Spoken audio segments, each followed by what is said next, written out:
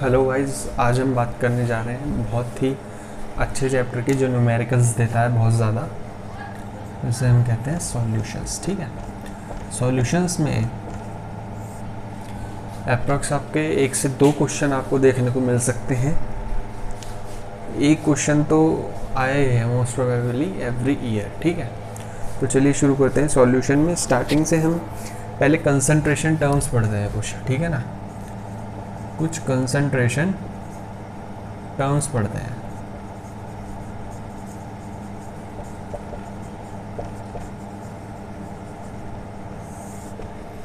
जैसे कौन सी सबसे पहले बात करो वेट बाय वेट परसेंट की। वेट बाय वेट परसेंट क्या कहता है कि अगर एक सॉल्यूशन है NaCl का तो उसमें 5% वाटर है। ठीक है, एक NaCl का सॉल्यूशन है जिसमें 5% वाटर है। अब इस 5% वाटर का क्या मतलब होगा? इस 5% वाटर का मतलब होगा कि 5 ग्राम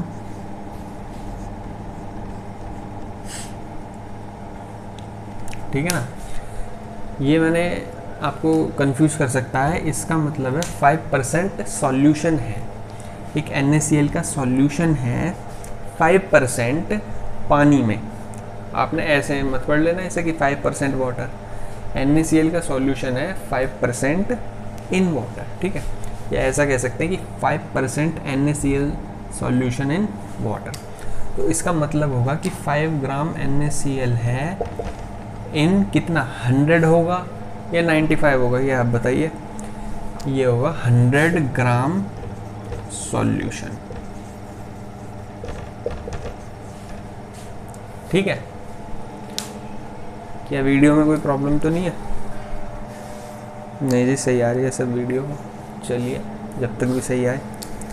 ठीक है, तो हमने बात की वेट बाय वेट परसेंट की। अगर पहली टर्म हम वेट में देख रहे हैं तो दूसरी टर्म भी हम वेट में ही देखेंगे। ठीक है, तो 5% NaCl है सॉल्यूशन। ठीक है, 5% NaCl सॉल्यूशन पानी में, उससे हम क्या कह सकते हैं कि 5 ग्राम NaCl है 100 ग्राम सॉल्यूशन में। ठीक है, दूसरी बात इसमें आप देखो, दूसरी बात देखते हैं वॉल्यूम बाय वॉल्यूम परसेंट की। वॉल्यूम बाय वॉल्यूम परसेंट की। तो वॉल्यूम बाय वॉल्यूम परसेंट में आप देखते हो कि एक सॉल्यूशन है, मान लो HCl का एक्वा सॉल्यूशन है जिसकी 7% वॉल्यूम है पानी में। ठीक है, तो 7% volume solution of HCl in water, या आप इसे कह सकते हो ये HCl aqua solution is 7% volume by volume. ठीक है, तो इसका क्या मतलब है कि वॉल्यूम बाय वॉल्यूम है, तो पहले भी आप वॉल्यूम लिखोगे 7 ml, that is volume ml में लीटर्स में देखते हो, यहाँ पे हम ml में बात कर रहे हैं। तो 7 ml HCl है इन 100 ml सॉल्यूशन। 100 ml सॉल्यूशन में 7 ml HCl है। ठीक है, जब वॉल्यूम बाय वॉल्यूम परसेंट की बात करें तो यहाँ भी ml आएगा और यहाँ भी ml आएगा। ठीक है भाई, तो ये दो चीज़ हमने देखी, weight by weight and volume by volume. ठीक है, वेट बाय वेट परसेंट कैसे निकालते हो आप, इसका फॉर्मूला जान लीजिए। Weight by weight percent, weight by weight percent कैसे निकालते हो आप, इसका फॉर्मूला होता है मास ऑफ सॉल्यूट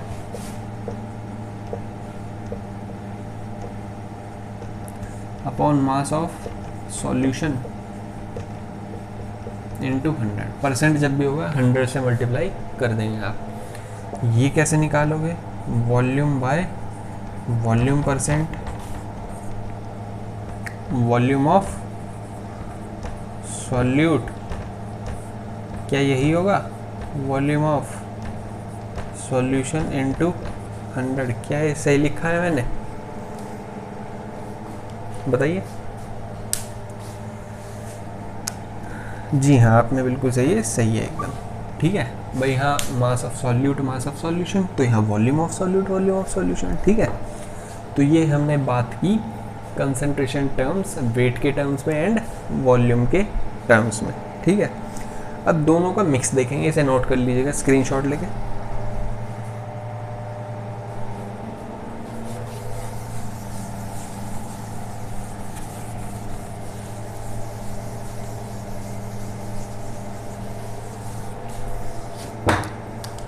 अब देखते हैं वेट बाय, थर्ड पॉइंट हम देखते हैं वेट बाय वॉल्यूम परसेंट।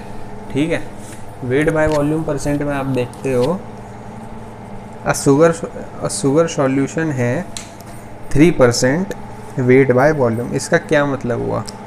इसका मतलब हुआ कि पहले तो लिख लीजिए शुगर सॉल्यूशन, एक शुगर सॉल्यूशन ये बहुत ही कंफ्यूजिंग हो गया। शुगर सॉल्यूशन इस 3% weight by volume, weight by volume है, means 3% sugar solution means 3 gram sugar है। इन पहले हम वेट लेंगे फिर हम वॉल्यूम लेंगे। इन 100 ml सॉल्यूशन, क्या यहाँ पर 100 ही आएगा? सोचिए, 100 ही सही है यहाँ पर, सोचिए। जी हाँ, 100 ही सही है। जब वो आएगा, जो मैं केस बात करूँगा आगे, 95 कब लेना है ना, मतलब उसका माइनस करके कब लेना है वो हम बात करेंगे आगे। तो wait by volume percent means एक शुगर सॉल्यूशन है 3% वेट बाय वॉल्यूम, मीन्स पहले हम वेट लेंगे, that is 3 gram sugar solute जो है वो वेट में होगा, और फिर 100 ml सॉल्यूशन, फिर वॉल्यूम लेंगे। पहले वो चीज़ जो दे रखी है, बाद में वॉल्यूम। ठीक है, इसके बाद हम बात करते हैं क्या, वेट बाय वॉल्यूम परसेंट कैसे निकाल लेंगे भाई? वेट बाय वॉल्यूम परसेंट भी निकाल लेंगे हम भाई। वेट लिखेंगे क्या पहले? वेट थोड़ी लिखेंगे, मास लिखेंगे। तो मास ऑफ सॉल्यूट लिखेंगे,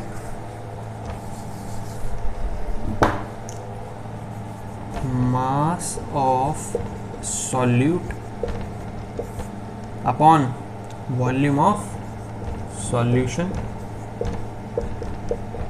इनटू 100। तो ये आपकी क्या आ गई? वेट बाय वॉल्यूम परसेंटेज आ गई। ठीक है, इसके बाद हम देखते हैं वीडियो सही आ रही है? जी बिल्कुल सही आ रही है वीडियो तो। हाँ जी, इसके बाद हम देखते हैं मोल फ्रैक्शन, जो कि आपने क्लास 11th में some basic concepts of chemistry में भी पढ़ा होगा।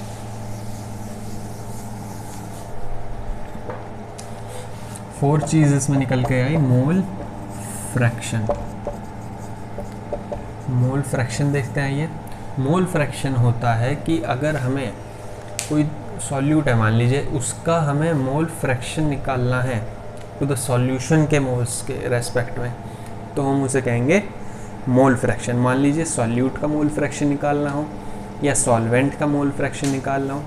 मान लीजिए कोई ए सॉल्यूट है। सॉल्यूट वो होता है जो कम अमाउंट में होता है। बच्चे क्या समझ लेते हैं कि सॉल्यूट वो होता है जो हम सॉल्वेंट में ऐड करें, मतलब जो चीज़ किसी दूसरे में ऐड की जाए वो सॉल्यूट नहीं।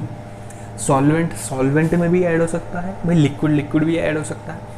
और बच्चे ये समझते हैं कि ये हमेशा सॉलिड होगा, भाई लिक्विड भी तो ऐड हो सकता है। वोलेटाइल का इथेनॉल भी सॉल्यूट एक्ट कर सकता है, तो कुछ भी हो सकता है भाई। तो सॉल्यूट की बेस्ट डेफिनेशन होगी जो चीज़ लेस अमाउंट में हो, चाहे वो लिक्विड हो चाहे वो सॉलिड हो, और सॉल्वेंट जो कि मोर अमाउंट में हो, तो लेस वाली मोर में ऐड करोगे आप। ठीक है, तो ये चीज़ देख लिया आपने। बात करें किसकी? मोल फ्रैक्शन पे आते हैं वापस से। मोल फ्रैक्शन होता है, मान लो ए सॉल्यूट है, बी है आपका सॉल्वेंट। तो बी सॉल्वेंट में आपने ए सॉल्यूट ऐड करा, तो हमें इसका मोल फ्रैक्शन निकालना है। मोल फ्रैक्शन को इससे डोनेट करते हैं, तो ये क्या हो गया? काई ए निकालना है हमें, तो ये हो जाएगा आपका नंबर ऑफ मोल्स ऑफ ए के moles upon total number of moles, number of moles of that solute जिसका मोल फ्रैक्शन निकालना है, to the ratio of total number of moles, क्या कहते हो आप, इसे आप कहते हो मोल फ्रैक्शन। इसको आप जीटा से डिनोट करते हो, वैसे नेसेसरी नहीं था पर बता देते हैं आपको, जीटा से कहते हो आप इसे, ठीक है। एक आपका ये भी होता है फिजिक्स में, आप देखोगे इसे ईटा, ये तो जीटा हो गया, इसे कहते हो आप ईटा, ये एफिशिएंसी के उसमें करते हो आप, ठीक है, ईटा से वो करते हो। तो ये आपका मोल फ्रैक्शन, बहुत ही सिंपल सी लैंग्वेज थी, इसमें कोई ज़्यादा रॉकेट साइंस नहीं है, ठीक है। नोट कर लीजिए, कुछ नोट करने की चीज़ नहीं है, बस यही याद रखो ये। बस एक चीज़ और, अगर बी का निकालना हो तो वही चीज़ हो जाएगी, ठीक है। नोट कर लीजिए फटाफट।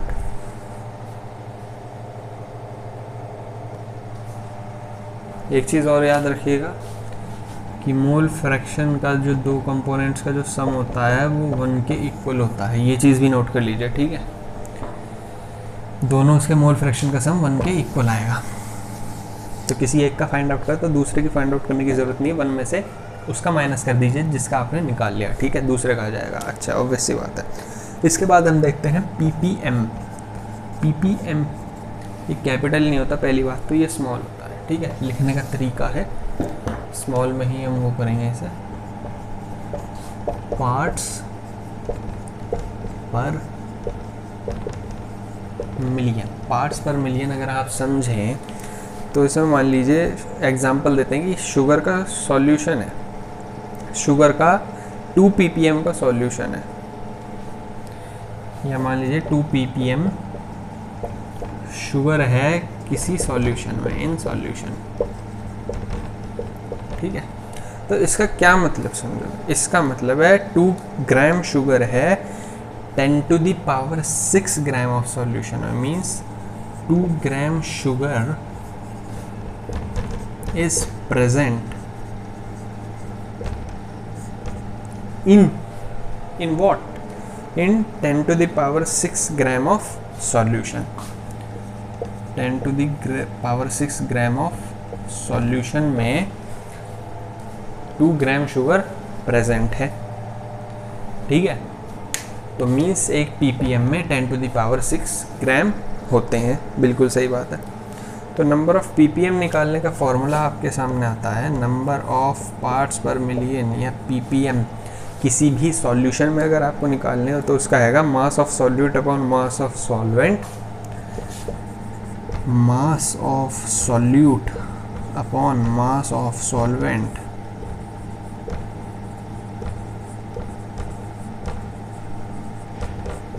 Into what, 10 to the power 6। तो ये ppm निकालने का फॉर्मूला आपके सामने आ गया है कि भाई पार्ट्स पर मिलियन, 1 मिलियन में कितने पार्ट्स हैं, मीन्स 2 ग्राम शुगर अगर 10 की पावर 6 ग्राम सॉल्यूशन में प्रेजेंट है, इसका मतलब है कि 2 ppm शुगर है किसी सॉल्यूशन में, ठीक है। बहुत ईजी था ये भी, जैसे हवा बना रखा था। अब नेक्स्ट बात हम करते हैं वही अपनी पुरानी चीज़ें, मोलैरिटी एंड मोलैलिटी। ये 5th था शायद, आई थिंक, हाँ। मोलैरिटी, पहले तो इंक फिलअप करनी पड़ेगी, इंक ख़त्म हो गई है, ठीक है। इंक भरते हैं जल्दी से। तो मोलैरिटी की हम बात करने जा रहे थे इंक भरने के बाद। मोलैरिटी सिंपल सा कॉन्सेप्ट है, number of moles of solute. देखा कितनी ब्राइटनेस आ गई आपकी। तो यही आपकी तरह है कि आप में इंक की कमी है मेरे भाई, अपने अंदर इंक भरो, अपनी एनर्जी भरो और लग जाओ पढ़ाई में, ठीक है। ब्राइट अलग ही चमकोगे। Volume of solution in litres, ये बात है मोस्ट इम्पॉर्टेंट। लीटर्स में नहीं है तो लीटर्स में कन्वर्ट करते हैं, हमें पता है। तो 1 लीटर में 1000 ml होते हैं, तो अगर वॉल्यूम ml में दे रखी है तो उसकी मल्टीप्लाई कर दो 10 to the power -3 से, वो ऑटोमेटिकली लीटर में कन्वर्ट हो जाता है, ठीक है। तो ml की मल्टीप्लाई अगर आप इसमें कर दोगे तो ये लीटर आ जाएगा। 1 ml into 10 to the power -3 is equal to 1 litre. ठीक है, तो ये हो जाएगा।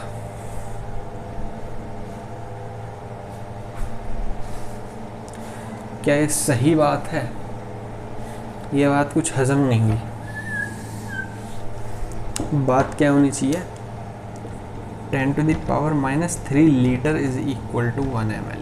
ये बात बिल्कुल सत्य है, इसे नोट कर लीजिए। ठीक है, तो ये था मोलैरिटी। अब देखते हैं मोलैलिटी। मोलैलिटी क्या आता है मेरा भाई?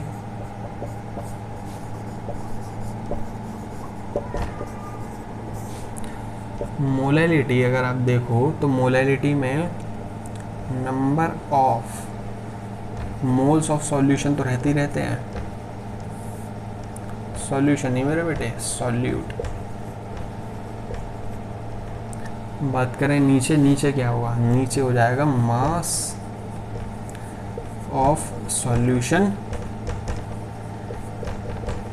इन केजी। अब यहाँ पे मैंने जानबूझ के एक मिस्टेक करी है, आप पहचानो, थोड़ा 5 सेकंड सोचो क्या मिस्टेक करी है इस फॉर्मूले में। अगर आपको समझ आ गई तो मीन्स आपको फॉर्मूला याद है। बिल्कुल सही, यही मिस्टेकन पॉइंट्स है जो मैं काट के बताता हूँ। अगर मैं डायरेक्ट लिख देता तो फिर भूलने के चांसेस है। मैंने पहले गलती कराई, खुद भी की, फिर बता रहा हूँ कि मेरे भाई यहाँ सॉल्वेंट होता है। कई बार मास देते हैं सॉल्यूशन का, आप डायरेक्ट वही पुट कर दे। भाई सॉल्यूशन का मास नहीं पुट करना, 100 में से माइनस करके सॉल्यूट का मास,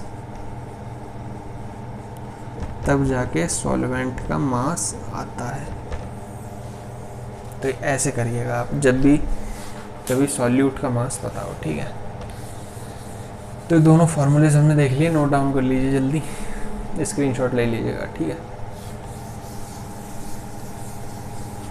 बात करते हैं मिक्सचर्स। मोलैरिटी के 2 सॉल्यूशन मिक्स कर दिए तो उसकी क्या होगी molarity? Molarity of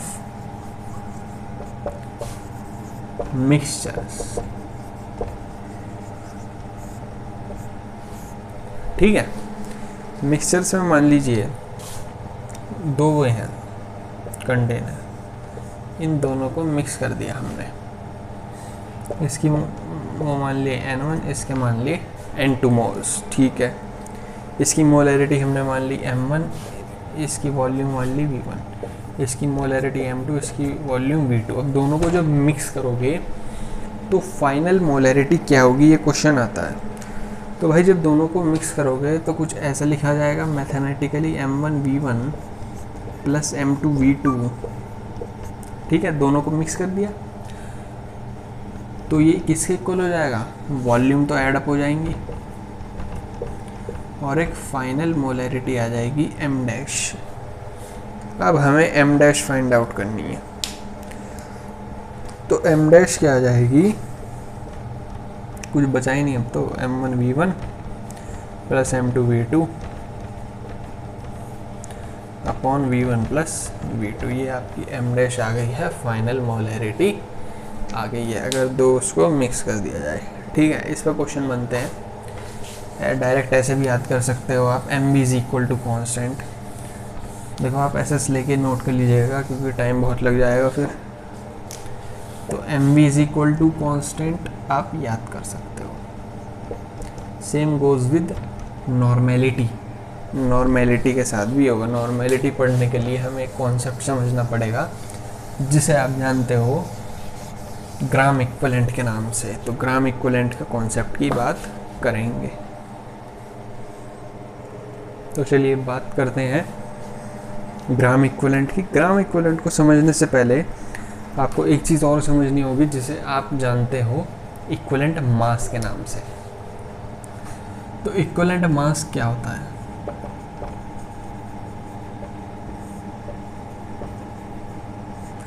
equivalent mass हम 3 चीज़ों के लिए पढ़ते हैं, एसिड्स, बेसिस एंड सॉल्ट्स के लिए। ठीक है, तो इक्विवेलेंट मास जो होता है वो होगा molecular weight divided by valency factor. Valency factor का मतलब जानते हैं, पहले एसिड्स के लिए देखते हैं। एसिड्स के लिए तो एसिड्स में क्या होता है, इक्विवेलेंट मास अगर आप निकालो तो वो होगा मॉलिक्यूलर वेट डिवाइडेड बाय क्या, वैलेंसी फैक्टर। तो वैलेंसी फैक्टर को आप एसिड्स के केस में बेसिसिटी भी कह देते हो। बेसिसिटी क्या होता है कि जो कंपाउंड है उसने H+ दिया, H+ गिवन बाय कंपाउंड, तो वो बेसिसिटी होगी। ठीक है, इसके बाद आप बात करो किस चीज़ की, इसके बाद आप बात करते हो कुछ एग्जाम्पल्स की, जैसे H2SO4 बहुत ही बेसिक एग्जाम्पल है। H2SO4 अगर आप इसे डिसोसिएट करके देखें तो 2H+ और SO4 2 नेगेटिव में ये डिसोसिएट हो जाएगा, और ये जो 2H+ हैं यही इसकी बेसिसिटी है या यही इसका वैलेंसी फैक्टर है। तो इसका इक्विवेलेंट मास कितना आ जाएगा, मॉलिक्यूलर वेट डिवाइडेड बाय 2, क्योंकि 2H+ इसने निकाले, 2 इसकी बेसिसिटी हो गई या 2 इसका वैलेंसी फैक्टर हो गया। इसका जल्दी से स्क्रीनशॉट ले लीजिए। हाँ जी, तो आपने SS ले लिया होगा। इसके बाद हम बात करेंगे बेसिस की। बेसिस में क्या होगा, बेसिस में वही खेल होगा। बेसिस में क्या देखते हो आप, इक्विवेलेंट मास जो होता है वो आपका होगा molecular weight divided by valency factor. यहाँ पे हम वैलेंसी फैक्टर को कहते हैं acidity, and acidity means OH ions कितने वो करे आपने, ठीक है ना। तो एसिडिटी जो है वो आपको बताता है वैलेंसी फैक्टर। इसका हम एग्जांपल अगर देखें किसी भी बेस का, जैसे कोई भी बेस का एक एग्जांपल ले लीजिए, मान लीजिए हमने एग्जांपल लिया AlOH का होल थ्राइस। इसे जब आप डिसोसिएट करोगे तो ये हो जाएगा Al+3 प्लस 3OH नेगेटिव। तो बेसिस के केस में आप देखते हो क्या, AlOH3 में मॉलिक्यूलर वेट कितना आ गया, ये तो उतना ही रहेगा जितना है। वैलेंसी फैक्टर कितना आ गया, वो आ गया 3, क्योंकि 3OH, OH माइनस कितने हो किए निकले, तो वो 3 हो जाएगा वैलेंसी फैक्टर। तो ये इक्विवेलेंट मास आ गया AlOH का होल थ्राइस का। ठीक है, फटाफट से SS ले लीजिए। अब बात करेंगे आप सॉल्ट्स की, क्योंकि हमने 3 चीज़ का वो वादा किया था, acid basis and salts. Acid based कर चुके हैं, अब बात करें सॉल्ट्स की। तो सॉल्ट्स में क्या होगा, थोड़ा फास्ट लग रहा है तो स्लो करके देख लीजिएगा, क्योंकि फटाफट हमें लेक्चर कंप्लीट करना है। इक्विवेलेंट मास हो जाएगा मॉलिक्यूलर वेट डिवाइडेड बाय, नहीं आराम से पढ़ाऊँगा, ऐसी कोई बात नहीं, अपॉन वैलेंसी फैक्टर। तो वैलेंसी फैक्टर क्या हो जाएगा, सॉल्ट का एग्जाम्पल ले लीजिए किसी। सॉल्ट में एक चीज़ याद रखिएगा कि जो वैलेंसी फैक्टर है वो होगा total positive charge on cation. ठीक है, कोई सॉल्ट का जैसा आपने एग्जाम्पल लिया, मान लीजिए Na2CO3, जब इसे आप डिसोसिएट करोगे तो ये क्या हो जाएगा, 2Na पॉजिटिव में और CO3 2 नेगेटिव में, इसमें डिसोसिएट हो जाएगा। ठीक है, तो अब इसके जो ये हैं वैलेंसी फैक्टर क्या लोगे, हमें क्या पता, वो होगा positive charge, total positive charge on cation. तो कैटायन तो यही दिख रहा है हमें, साफ सी बात है। इस पर टोटल पॉजिटिव क्या हो जाएगा, 1 Na+ होता तो 1 होता, 2 Na+ है तो 2 है। तो इसका इक्विवेलेंट जो आपका मास आ जाएगा वो आ जाएगा मॉलिक्यूलर वेट डिवाइडेड बाय 2। ये बहुत सिंपल सी चीज़ हो गई। ठीक है, इसका भी SS ले लीजिए, या एक और एग्जांपल देख लीजिए सॉल्ट का। मान लीजिए AlCl3 है, इसे आप डिसोसिएट करो तो 3Cl माइनस Al+3 में डिसोसिएट, इस पर टोटल चार्ज कितना 1 है, तो इसका इक्विवेलेंट मास क्या आ जाएगा, वो आ जाएगा मॉलिक्यूलर वेट डिवाइडेड बाय 1। ये बहुत सिंपल सी चीज़ है। तो ये आपने गड़बड़ कर दी। ये गड़बड़ क्यों कर दी, आपको टोटल चार्ज देखना मेरा भाई, आपको ये चीज़ नहीं देखनी, क्योंकि बच्चों ने सोचा होगा कि ये 2 है तो इसलिए 2 लिया, इसलिए मैंने यहाँ फंसाया आपको। ठीक है, तो मैं फटाफट से सही चीज़ लिखनी पड़ेगी। सही चीज़ क्या होगी हमारी, मॉलिक्यूलर वेट क्या होगा, total positive charge on cation that is molecular weight, equivalent weight निकालना है ना, तो मॉलिक्यूलर वेट डिवाइडेड बाय 3, ये चीज़ सही होगी। तो जल्दबाजी में गलती मत कर देना, ठीक है। तो एसएस ले लीजिए, फटाफट से ले लिया पॉज करके, ठीक है, बहुत सही बात करी आपने। अब हम पढ़ेंगे ग्राम इक्विवेलेंट का केस, क्योंकि हमें इक्विवेलेंट मास समझ आ गया। अब देखते हैं ग्राम इक्विवेलेंट का क्या केस है। तो भैया ग्राम इक्विवेलेंट का केस है कि नंबर ऑफ ग्राम इक्विवेलेंट अगर आपको निकालने हैं तो वो कैसे निकालते हो आप। नंबर ऑफ ग्राम इक्विवेलेंट आप निकालते हो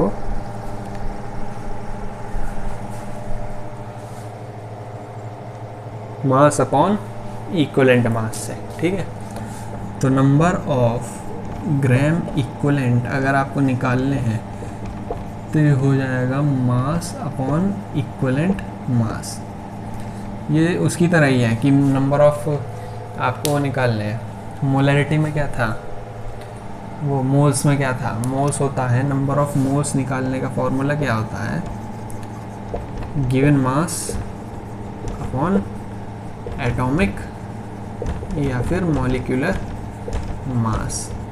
तो ये तो था नंबर ऑफ मोल्स निकालने का। तो नंबर ऑफ ग्राम इक्विवेलेंट का क्या कॉन्सेप्ट है, मास अपॉन इक्विवेलेंट मास। अब भैया ये चीज़ हम पढ़ने वाले थे, इसके लिए हमें ये पढ़नी पड़ी, तो ये निकालना भी तो आना चाहिए, इसलिए हमने ये पहले पढ़ाया।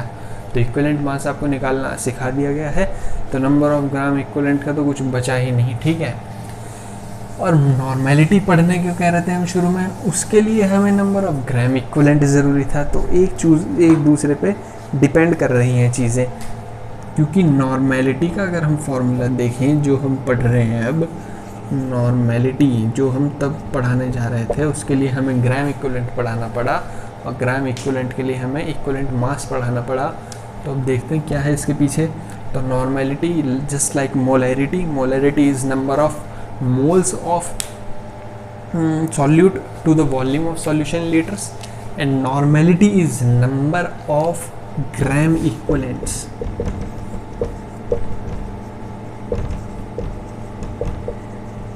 स्पेलिंग आप जाइएगा मत, नंबर ऑफ ग्राम इक्विवेलेंट्स क्यों ना जाए स्पेलिंग पे, क्योंकि स्पेलिंग में ही तो छुपा है सारा वो इक्विवेलेंट्स, वैलेंसी फैक्टर वाला, equivalents to the volume of solution in liters। ये भी बात याद रखने की है। तो आप कह सकते हो कि मोल्स को आपने यहाँ पर ग्राम इक्विवेलेंट से कंपेयर कर दिया। तो नॉर्मेलिटी जस्ट लाइक मोलैरिटी है। डिफरेंस किस बात का है, मोलैरिटी में हम मोल्स लेते हो, इसमें ग्राम इक्विवेलेंट लेते हो। मोल्स क्या होता है, गिवन मास अपॉन एटॉमिक या फिर मोलर मास। ग्राम इक्विवेलेंट में क्या हो जाएगा, given mass upon equivalent mass. तो ये चीज़ आपने डिफरेंसेस पढ़ा मोलैरिटी और नॉर्मेलिटी में, ठीक है। तो ये ऐसे ले लीजिए इसका भी फटाफट से, ठीक है, ले लिया आपने। इसके बाद हम चैप्टर की एक नई दुनिया में जा रहे हैं, अलग ही दुनिया में। उसका पहला टॉपिक हमारा होगा वेपर प्रेशर। वेपर प्रेशर से आप लोग क्या समझते हो, वीडियो साफ आ रही है बिल्कुल, बीच बीच में थोड़ा आपका ब्लर होगा, उसका भी हम सोच रहे हैं। तो बैकग्राउंड की वजह से होगा, वो कुछ बैकग्राउंड वाइट है इस वजह से वो रिफ्लेक्शन के उससे हो रहा होगा।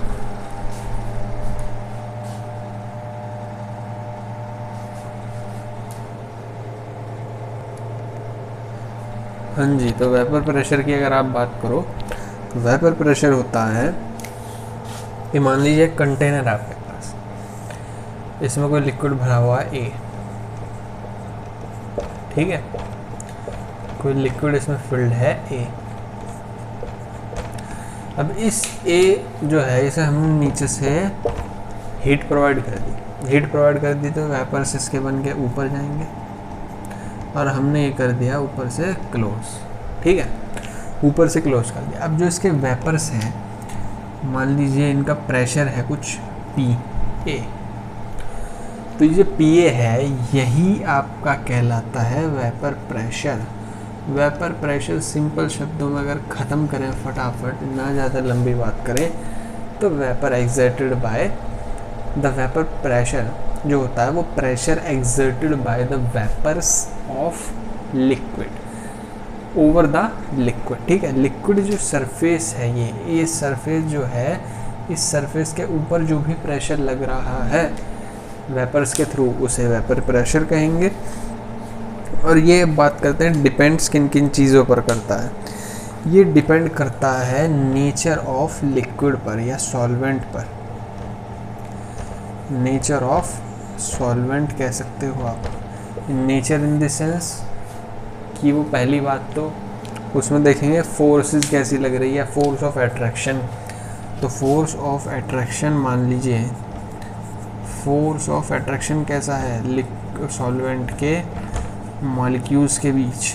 अगर फोर्स ऑफ अट्रैक्शन ज़्यादा है तो भाई वो टाइटली बाउंड होंगे तो उन्हें टेम्परेचर दोगे तो वो ईजिली नहीं होंगे, थोड़ी देर बाद वेपर्स बनेंगे, ऑब्वियसली उनका वेपर प्रेशर कम होगा। और जो लूजली बाउंड होंगे, जिनके बीच में फोर्सेस कम होंगी, वो जल्दी से वेपर बन जाएंगे, तो उनका वेपर प्रेशर ज़्यादा होगा। तो फोर्स ऑफ अट्रैक्शन आप कह सकते हो inversely proportional to vapour pressure. ये चीज़ इंपॉर्टेंट निकल के आई। क्वेश्चन आपको दे सकते हैं कि दो कंपाउंड्स में बताओ किसका वेपर प्रेशर ज़्यादा होगा, तो आपको चेक करनी पड़ेगी फोर्सेस। वो हम डिस्कस करेंगे जब हम क्वेश्चंस कर रहे होंगे। पहले हमें सीरीज़ कंप्लीट करनी है थ्योरेटिकल, पहले थ्योरी स्ट्रॉन्ग कर लीजिए, फिर एक साथ न्यूमेरिकल्स पर अटैक मारना है। ठीक है, तो ये चीज़ आपको वेपर प्रेशर की डेफिनेशन आ गई होगी, नोट कर लीजिए इसे पॉज करके। बात करें और किन चीज़ों पर डिपेंड करता है वेपर प्रेशर, तो डिपेंड करता है टेम्परेचर पर भी। तो वेपर प्रेशर डायरेक्टली तो नहीं कह सकते, बस कह सकते हैं कि depends on temperature also, depends on temperature also. ठीक है, नॉट डायरेक्टली। एक ग्राफ इसका कुछ इस तरीके से बन के आता है, ये वेपर प्रेशर और टेम्परेचर का। डायरेक्टली नहीं है, थोड़ा सा कर्व है, अगर आप प्रॉपरली से देखो तो स्लाइटली कर्व। ठीक है, तो आप देखते हो कि वेपर प्रेशर हमने ग्राफ देख लिया, टेम्परेचर पर भी डिपेंड करता है, ये आप नोट कर लीजिएगा। बात करें वेपर प्रेशर किसी भी सॉल्यूशन का जिसमें दो वॉलेटाइल लिक्विड्स हों, उसमें हम वेपर प्रेशर को कैसे देखते हैं। मान लीजिए एक कंटेनर है जिसमें प्योर लिक्विड ए है, प्योर लिक्विड ए के बहुत सारे मॉलिक्यूल्स हैं। ठीक है, ऐसे ही ए है सारे। अच्छा जी, ये वेपर प्रेशर जनरेट करेंगे ऊपर अपना। ठीक है, वेपर प्रेशर लगाएंगे। अच्छा जी, बात करें, ये तो क्या प्योर लिक्विड है। एक दूसरा लिया हमने, इसे आपने नाम दे दिया प्योर लिक्विड बी, इसमें सारे बी मॉलिक्यूल्स हैं। ये अपना वेपर प्रेशर लगाएंगे। ठीक है, प्योर लिक्विड बी। अच्छा जी, इसके बाद हमने देख लिया है। अब बात करें कि अगर हमने दोनों को मिक्स कर दिया तो इसका जो प्रेशर था प्योर लिक्विड ए का, प्योर को हम नॉट से करते हैं, इसे नॉट साइन कहते हैं, पी नॉट, और इसका मतलब होता है प्योर लिक्विड ए का प्रेशर कितना है।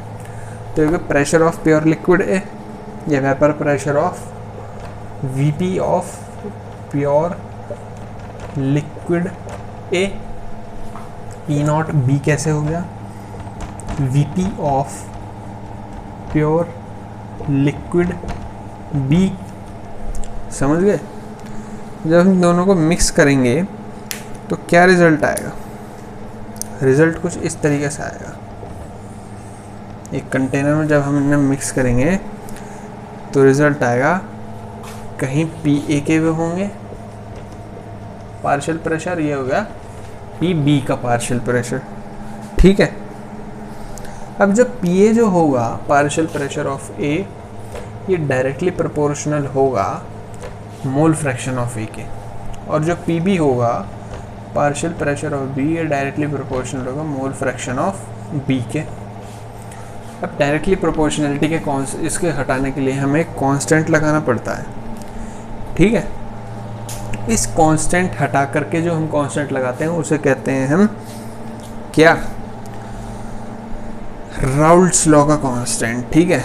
तो यहीं से हमारी राउल्ट्स लॉ की शुरुआत होगी। राउल्ट्स लॉ हम पढ़ने जा रहे हैं, किस तरीके से राउल्ट्स लॉ क्या कहता है ये हम देखते हैं, ठीक है। हाँ जी, तो उम्मीद रखता हूँ कि आपने वो चीज़ नोट कर ली होगी। अब हम बात करने जा रहे थे राउल्ट्स लॉ की।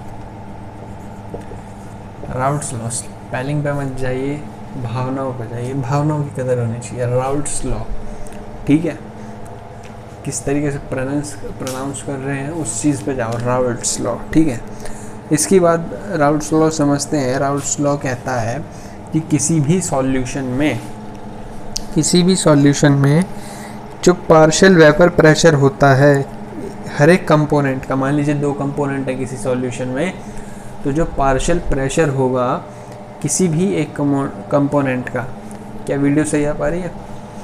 देख लेते हैं तो फिर से प्रॉब्लम, अब ठीक है। तो किसी भी सॉल्यूशन में, थोड़ा हमें कैमरे से हट के ही करना पड़ेगा यार, वरना वीडियो में प्रॉब्लम आ जाएगी। कुछ इंपॉर्टेंट चीज़ लिखनी होगी तो ही लिखेंगे, ठीक है। बाद में आप सुनते रहिए, एसएस ले लीजिएगा, अभी कुछ दिन की बात है, ठीक है। तो वेपर प्रेशर जो भी होता है, किसी भी पार्शियल वेपर प्रेशर जो होता है किसी भी कंपोनेंट का किसी सॉल्यूशन में, वो डायरेक्टली प्रोपोर्शनल होता है मोल फ्रैक्शन के ऑफ दैट कंपाउंड। और इसी चीज़ को हम कहते हैं, स्टेटमेंट को हम जानते हैं राउल्ट्स लॉ के नाम से। इसके बाद आप देखते हो हेनरी लॉ की बात करें। हेनरी लॉ भी यही कहता है कि जो पार्शियल प्रेशर है वो डायरेक्टली प्रोपोर्शनल है मोल फ्रैक्शन के। बट राउल्ट्स और हेनरी में एक जरा सी चीज़ का डिफरेंस है जिसकी वजह से आप कंफ्यूज करते हो, ठीक है। एक बेसिक सी चीज़ तो वो मत कहना, वो नहीं कह रहा मैं, जो बेसिक सी चीज़ आप कह रहे हो कि प्रेशर जो है यहाँ पर P0 एक्स से लिखते हैं, है ना, या PB जो है P0B एक्स भी लिखते हैं। और हेनरी लॉ में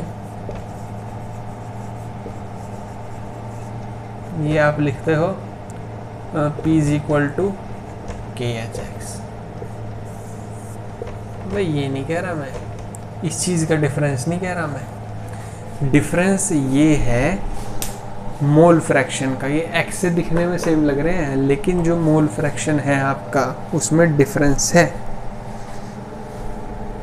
मोल फ्रैक्शन में क्या है, राउल्ट्स लॉ में तो मोल फ्रैक्शन है वोलेटाइल कंपोनेंट का सॉल्यूशन में। जो सॉल्यूशन है उसमें जो वोलेटाइल कंपोनेंट है उसका मोल फ्रैक्शन। लेकिन हेनरी लॉ में क्या बात कर रहे हो, हेनरी लॉ में मोल फ्रैक्शन है उस गैस का जो कि सॉल्यूशन में, ठीक है ना। तो यहाँ तो मोल फ्रैक्शन क्या है, राउल्ट्स लॉ में तो वोलेटाइल कंपोनेंट का है और आपका हेनरी लॉ में गैस का है। तो हेनरी लॉ और राउल्ट्स लॉ में बस इतना सही डिफरेंस है। होप सो आपको क्लियर हो जाएगा। दोनों में ही जो पार्शियल प्रेशर है वो मोल फ्रैक्शन के डायरेक्टली प्रोपोर्शनल होते हैं, ठीक है। मोल फ्रैक्शन कौन से वो मैंने आपको बता दिया, ठीक है। चलिए नेक्स्ट हम बात करते हैं, जो राउल्ट्स लॉ है वो सिर्फ आइडियल सॉल्यूशंस पर वैलिड है, ठीक है। तो पहले या तो आइडियल सॉल्यूशंस ही पढ़ लें, ideal non ideal, positive negative derivation. उसके बाद हम बात करेंगे colligative properties that are relative lowering of vapour pressure, elevation in boiling point, depression in freezing point, and last आता है इसमें ऑस्मोटिक प्रेशर। उसके बाद वेंट ऑफ फैक्टर एंड आपका डिसोसिएशन वगैरह ये सब बचता है, ठीक है।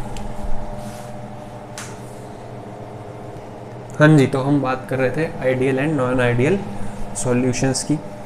तो आइडियल सॉल्यूशंस जैसा आप देख पा रहे हो, इसमें जो डेल्टा H मिक्स होता है, मींस एंथैल्पी जो होता है मिक्सचर का, अगर 2 कंपोनेंट्स हैं तो उसका एंथैल्पी मिक्सचर क्या आता है, 0 आता है, ठीक है। और वॉल्यूम मिक्सचर भी 0 आता है, ठीक है। तीसरा क्या है, फोर्स ऑफ अट्रैक्शन सेम होता है। मान लो 2 कंपोनेंट्स हैं और इसमें एक कंपोनेंट A है, दूसरा है B। तो जो AA है मीन्स A के जो मॉलिक्यूल्स हैं आपस में उनमें कुछ फोर्स होगी, जो BB है उनमें कुछ फोर्स होगी B के मॉलिक्यूल्स में। और जब ये दोनों एक कंटेनर में डाल दिए जाएंगे और उनके बीच एक फोर्स जनरेट होगी जिससे नया मॉलिक्यूल बनेगा AB, तो उसमें भी कुछ फोर्स होगी। तो ये क्या कह रहे हैं, जो फोर्स इसमें होगी वही फोर्स इसमें होगी और वही फोर्स इसमें होगी। तो फोर्स ऑफ अट्रैक्शन इसका सेम रहता है तीनों केसेस में, ठीक है। यही चीज़ आपको बता रहे हैं। चौथी बात इन्होंने एग्जाम्पल समझाए। एग्जाम्पल्स में जैसे कि आइडियल सॉल्यूशन में क्या है, मीथेनॉल है, ethanol, ethyl chloride, ethyl bromide, means लगभग इनका पोलर नेचर जो है वो सेम है और साइज़ भी नियरली सेम होना चाहिए, तब जा कर के वो आइडियल सॉल्यूशन बनाएंगे। और तीसरा है n hexane and n heptane, ठीक है। दूसरी तरफ बात करो आप नॉन आइडियल सॉल्यूशंस की, इसमें जस्ट अपोजिट है, डेल एच और डेल वी मिक्स जो है वो ज़ीरो के इक्वल नहीं है, वो कुछ ना कुछ होगा। फोर्स ऑफ अट्रैक्शन इसमें डिफरेंट आ जाता है। ये चीज़ समझने वाली है कि फोर्स ऑफ अट्रैक्शन कैसे डिफरेंट होगा। समझने वाली क्या है, जस्ट याद कर लीजिए कि जो फोर्स ऑफ अट्रैक्शन है ए और बी के बीच वो इक्वल नहीं होगा ए बी में जो फोर्स अट्रैक्शन है। क्यों नहीं होगा, उसके लिए दो केसेस हमने पढ़ने पड़ेंगे, पॉजिटिव डेविएशन है, नेगेटिव डेविएशन। पहले इसके एग्जांपल्स देख लेते हैं।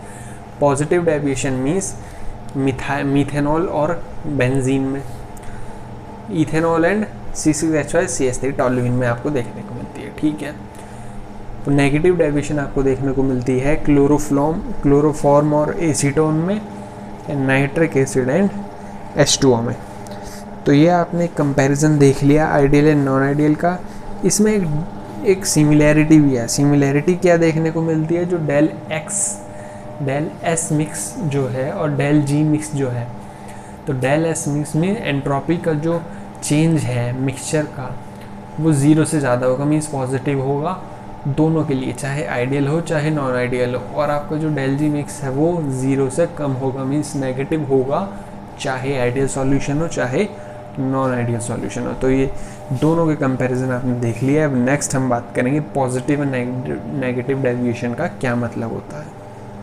उससे पहले एक खास बात कि आइडियल सॉल्यूशंस की एक और ख़ास बात है, आइडियल सॉल्यूशन वो सॉल्यूशन होते हैं जो राउल्ट्स लॉ शो करें या आपका कह सकते हो परफॉर्म करें या फॉलो करें, जो राउल्ट्स लॉ को फॉलो करें at all concentration and all temperature. तो ये चीज़ भी लिख लीजिए, फॉलो राउल्ट्स लॉ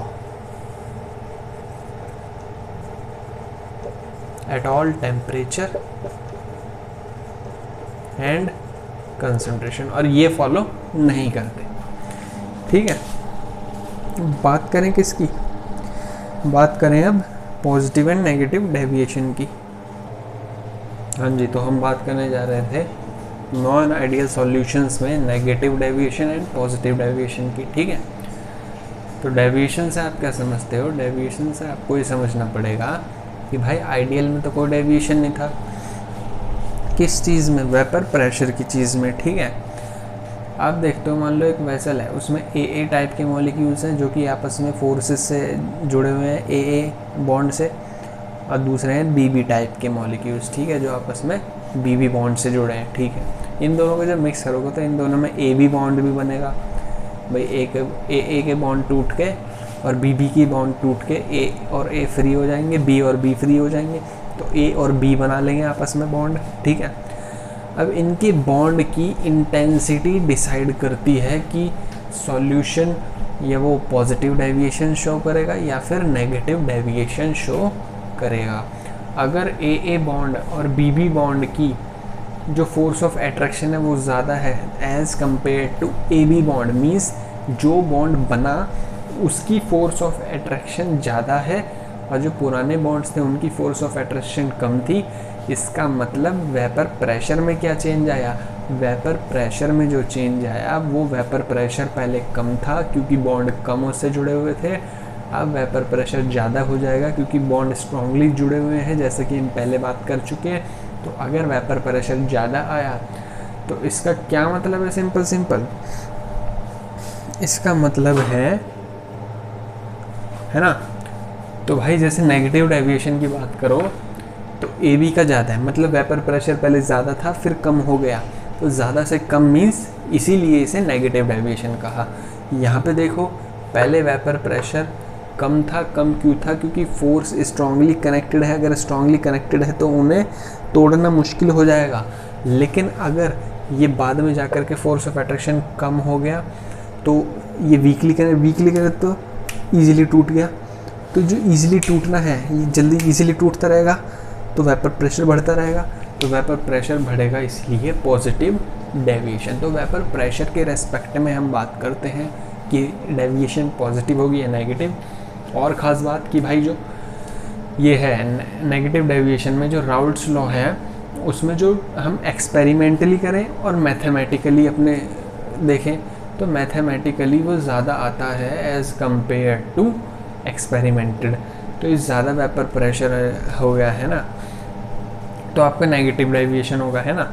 तो टोटल एक्सपेरिमेंट में जो प्रेशर आया अगर वो ज़्यादा हो गया एज़ कम्पेयर टू मैथमेटिकल तो आपका पॉजिटिव डेविएशन आ गया, ठीक है। और ये टोटल एक्सपेरिमेंट का कम हुआ तो नेगेटिव डेविएशन आ गया। डेल्टा वी मिक्स नेगेटिव और डेल्टा एच दोनों ही नेगेटिव है तो नेगेटिव डेविएशन, दोनों ही पॉजिटिव है तो पॉजिटिव डेविएशन। इनके एग्जांपल्स हम जस्ट अभी देख चुके हैं तो हमने एग्जांपल्स नहीं लिखे। वही बात मेरी पुरानी कि जब भी रिवाइज करो या कोई चीज़ दोबारा आपके सामने आए तो जो चीज़ आप पहले देख चुके हो उसे बिल्कुल मत लिखो।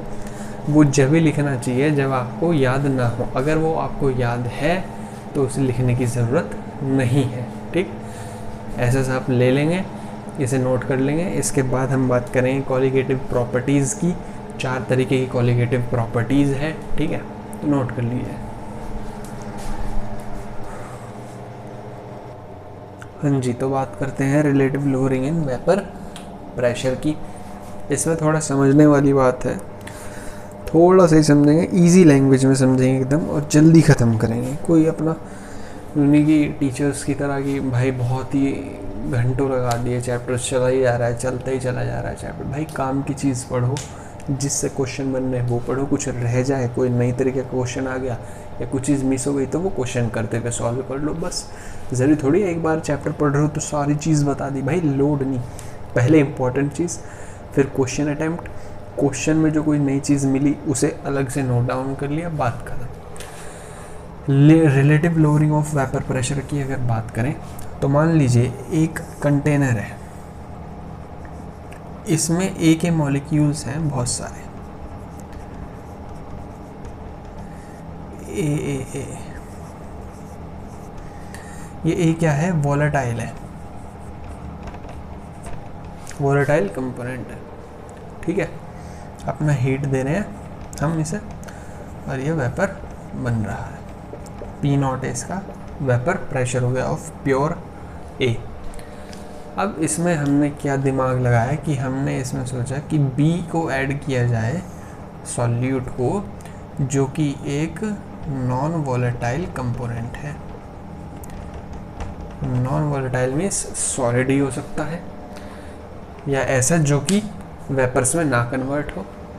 तो जब हमने इसे ऐड किया इसमें तो हमने पाया कि जो कंटेनर्स में पहले जो प्रेशर था, ए जो प्रेशर लगा रहा था वेपर प्रेशर ए की वजह से, वो अब कुछ कम हो गया क्योंकि जो बी के मॉलिक्यूल्स हैं उन्होंने जगह घेर ली ए की जगह। अभी जो ए के कुछ मॉलिक्यूल्स हैं वो नीचे चलेगा और बी उन्हें आने नहीं दे रहा ऊपर, ठीक है ना। ये इतने सारे थे तो ए के कुछ मॉलिक्यूल्स ऊपर नहीं जा पा रहे अब, तो वेपर प्रेशर में कुछ गिरावट आई। पहले इतना था अब इतना हो गया। तो ये जो वेपर प्रेशर में कमी आई इसी को हम जानते हैं relative lowering of vapour pressure के नाम से। ये जो रिलेटिव लोअरिंग हुई इसे मैथमेटिकली अगर हम देखें तो मैथमेटिकली हम इसे राउल्ट्स लॉ से समझ सकते हैं। कैसे कि भाई जो पी है, ए का जो पार्शियल प्रेशर है वो डायरेक्टली प्रोपोर्शनल होगा ए के मोल फ्रैक्शन के, ठीक है, सॉल्यूशन में है।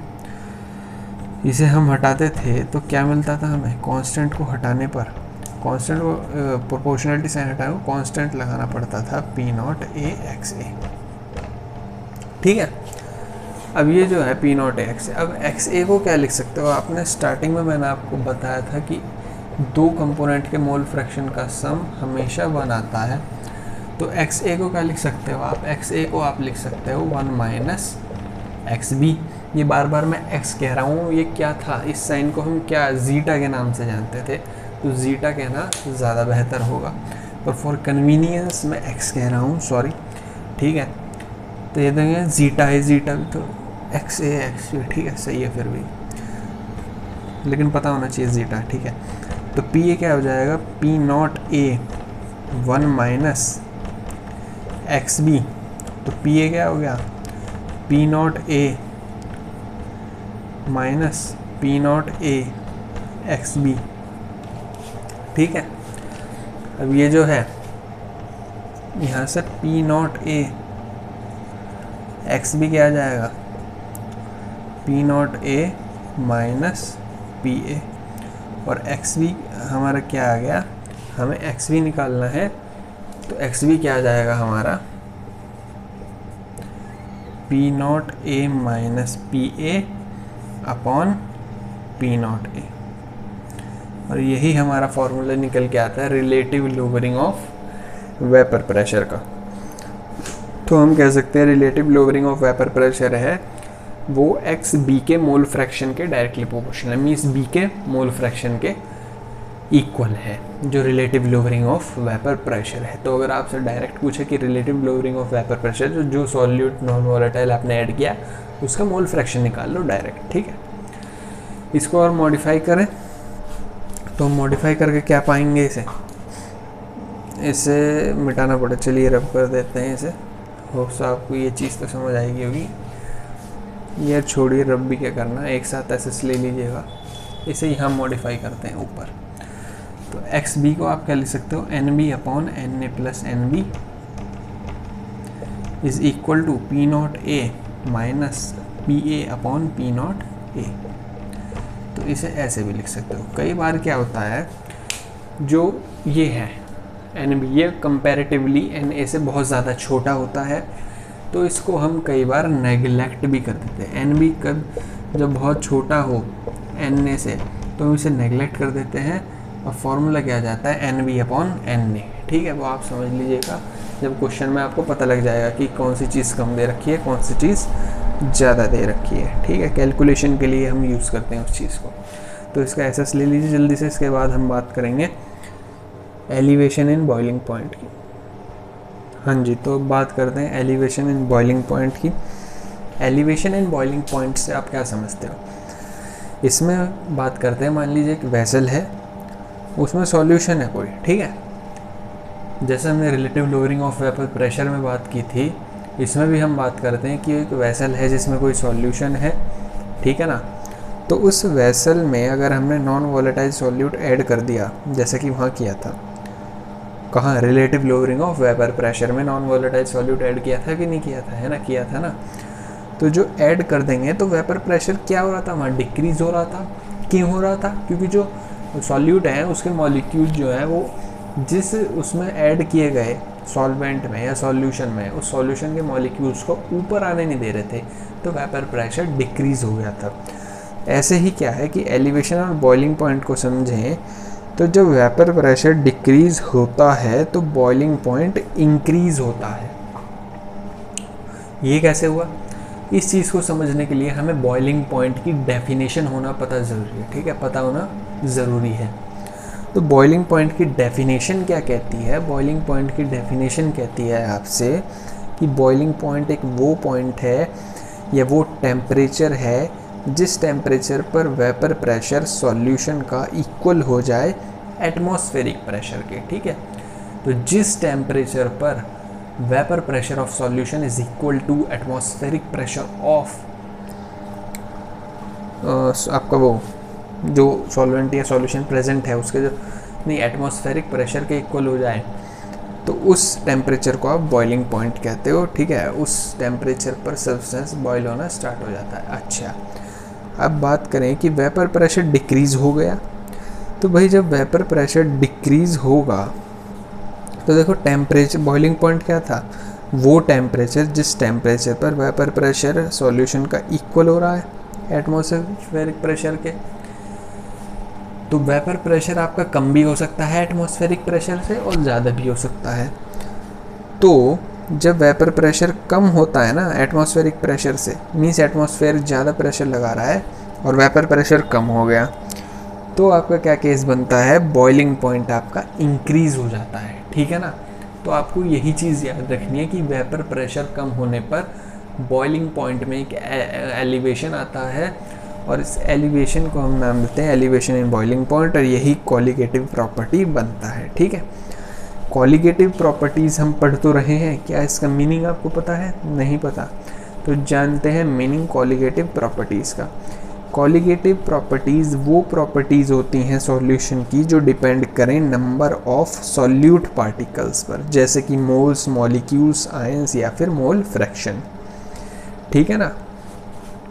तो कॉलिगेटिव प्रॉपर्टीज आर दो properties that depends on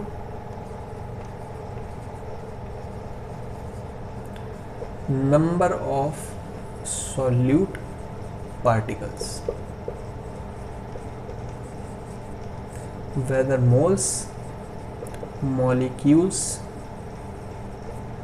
ions, etc. ठीक है, तो ये आपने कॉलिगेटिव प्रॉपर्टीज़ की वजह ली। वापस से एलिवेशन बॉइलिंग पॉइंट पे आए, तो एलिवेशन इन बॉइलिंग पॉइंट देखें तो delta T B that is elevation in boiling point, वो इक्वल किसके होगा? वो इक्वल हो जाता है आपके T B minus T B not.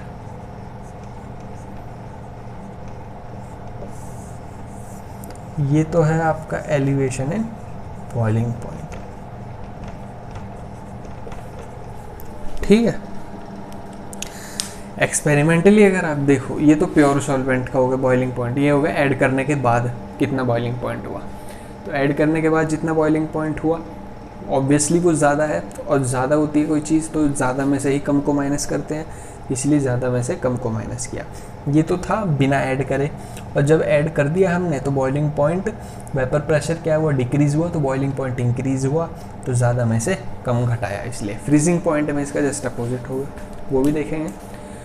तो एक्सपेरिमेंटली हम देखें बॉइलिंग पॉइंट को हमने पाया ये मोलैरिटी के डायरेक्टली प्रोपोर्शनल होता है, और इस कांस्टेंट को, इस प्रोपोर्शनलिटी साइन को हटाने के लिए हम एक कांस्टेंट लगाते हैं दैट इज़ के बी। के बी को आप किस नाम से जानते हो? के बी को आप जानते हो मोलल एलिवेशन कांस्टेंट के नाम से या एबिलियोस्कोपिक कांस्टेंट के नाम से। क्या कह सकते हो आप? दो नाम से जानते हो आप इसे, molal elevation constant and second is ebullioscopic constant, ठीक है।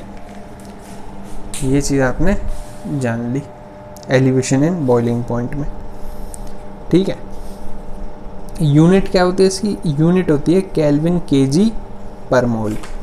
एबिलियोस्कोपिक कांस्टेंट की यूनिट होती है केल्विन केजी पर मोल। दिस इज यूनिट ऑफ केबी, केबी की यूनिट होती है, ठीक है। डिफाइन करिए 1 केबी को, पूछ लेते हैं कई बार। तो 1 केबी क्या होगा? 1 केबी वो होगा, 1 KB is equal to delta TB, या फिर 1 केबी होगा जब किसी सॉल्यूशन की मोलैलिटी 1 हो जाए। मोलैलिटी जब 1 हो जाए तो जब उस सॉल्यूशन का जो एलिवेशन होगा बॉइलिंग पॉइंट का वो 1 केबी के इक्वल होगा। बहुत सिंपल सी डेफिनेशन होगी भाई। जब m को आप 1 कर दोगे तो ये दोनों इक्वल हो जाएंगे आपस में। तो जब मोलैलिटी किसी सॉल्यूशन की 1 हो जाएगी तो जो वैल्यू डेल्टा टीबी की होगी वही वैल्यू 1 केबी की होगी। इस तरीके से आपने इसे डिफाइन कर लिया। जल्दी से इसका एसएस ले लीजिए। इसके बाद हम बात करेंगे डिप्रेशन इन फ्रीजिंग पॉइंट, ठीक है। इसमें बहुत ही प्रिसाइज हम पढ़ने जा रहे हैं नोट्स, बहुत ही ज़्यादा प्रिसाइज ना। इसमें न्यूमेरिकल्स हैं, है ना, और जितने भी इम्पॉर्टेंट पॉइंट्स हैं सिर्फ वही डिस्कस होंगे जिस पे क्वेश्चन आते हैं या आ सकते हैं, ठीक है। न्यूमेरिकल्स की सीरीज़ हम बाद में स्टार्ट करेंगे, और आप पहले थ्योरी स्ट्रॉन्ग कीजिए अपनी, इतने आप खुद से स्टार्ट करिए। अब जो डाउट्स आएंगे वो हम बाद एक साथ ले लेंगे, ठीक है। हाँ जी, तो बात कर रहे थे हम डिप्रेशन एंड फ्रीजिंग पॉइंट की। डिप्रेशन एंड फ्रीजिंग पॉइंट, पहले तो फ्रीजिंग पॉइंट की डेफिनेशन आपको समझनी पड़ेगी। फ्रीजिंग पॉइंट आपका वो टेम्परेचर होता है जिस पर vapour pressure of liquid state equal हो जाए vapour pressure of solid state के। ठीक है, तो जो लिक्विड था वो सॉलिड में कन्वर्ट हो जाए, तो उसमें जो लिक्विड का वेपर प्रेशर है वो जब इक्वल हो जाएगा सॉलिड के वेपर प्रेशर के, तो वो आपका टेम्परेचर कहलाएगा फ्रीजिंग पॉइंट। तो जब भी आप इसमें क्या करते हैं, हम सॉलिड सॉल्वेंट ऐड करते हैं प्योर सॉल्वेंट में किसी भी, तो जब आप सॉलिड सॉल्वेंट को ऐड करते हो तो फ्रीजिंग पॉइंट में एक डिक्रीज देखने को मिलता है आपको। ठीक है, तो फ्रीजिंग पॉइंट में डिक्रीज जब देखने को मिलेगा तो आपका फॉर्मूला निकल के आएगा डेल्टा टी एफ, सेम उसी की तरह है T F not minus T F. अब बाद वाला जो फ्रीजिंग पॉइंट है, ऐड करने के बाद जो फ्रीजिंग पॉइंट आया तो वो कम होगा ना, क्योंकि डिप्रेशन हुआ, कम हुआ, डिक्रीज हुआ, तो इसीलिए इसको बाद में रखा और जो ज़्यादा वैल्यू है उसमें से घटाया। मैं बॉइलिंग पॉइंट के केस में क्या था, यहीं पे बात कर लें जिससे क्लियर हो जाए। ये था T B minus T B naught. T B naught यहाँ बाद में था, यहाँ टी एफ नॉट पहले है, क्योंकि टी बी नॉट कम था, टी एफ नॉट ज़्यादा है। ठीक है, तो यही केस था। तो फ्रीजिंग पॉइंट में गिरावट आई, इसलिए पहले ज़्यादा होगा, इसका मतलब प्योर वाले का, बाद में जब मिला दिया उसमें कुछ, ये वो वाला है जब मिलाने के बाद जो आए। ठीक है, तो वो कम होगा, डिप्रेशन होगा।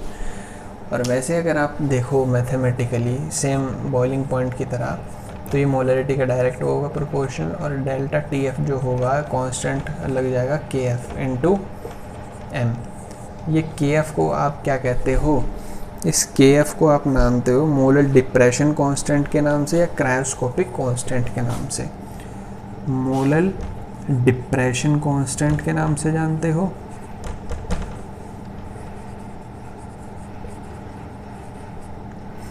या फिर क्रायोस्कोपिक कांस्टेंट के नाम से जानते हो।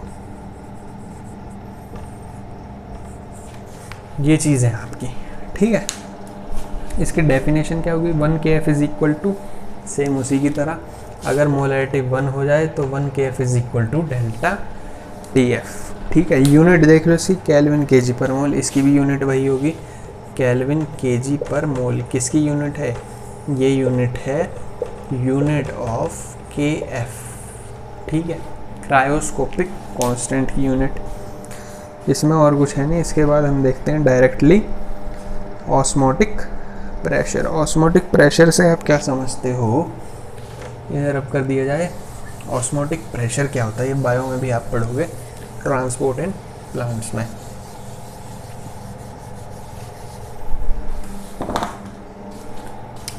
Fourth, osmotic pressure. ठीक है, हाँ जी, तो हम बात कर रहे थे ऑस्मोटिक प्रेशर के बारे में। ऑस्मोटिक प्रेशर से पहले आपको समझनी पड़ेगी ऑस्मोसिस क्या होती है। ऑस्मोसिस एक वो प्रोसेस होती है जिसमें एक higher concentration to lower concentration solvent के मॉलिक्यूल्स जाएं through a semi permeable membrane. ठीक है, इस प्रोसेस को आप कहते हो ऑस्मोसिस। ठीक है, अब इस प्रोसेस को रोकने के लिए, मींस ऑस्मोसिस कम करने के लिए या रोकने के लिए एक प्रेशर अप्लाई करना पड़ता है हमें, और इसी प्रेशर को आप कहते हो ऑस्मोटिक प्रेशर। यही ऑस्मोटिक प्रेशर कहते हो आप। ये कह सकते हो the extra pressure applied to stop osmosis is called osmotic pressure. The extra pressure applied